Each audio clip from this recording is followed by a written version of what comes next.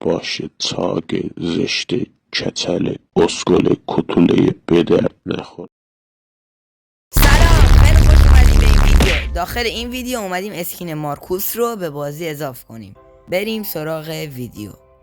خب اول از همه بهتون بگم اگر بلد نیستین اسکین به بازی اضافه کنید داخل بدراک البته برید داخل کانال، قبلا آموزش گذاشتم، میتونید برید اونجا آموزش این که اسکینتون رو به بازی اضافه کنید گذاشتم. یعنی الان اگر بلد نیستین اول برید اون ویدیو رو ببینید، بعد بیاین سراغ ادامه این ویدیو. اگر بازم میخواید یاد بگیرید چجوری بسازین بازم داخل همون ویدیویی که گفتم هستش.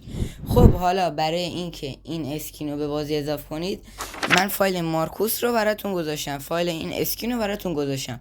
شما میتونید برید از اونجا برش دارین و ازش استفاده کنید. شبیه داشا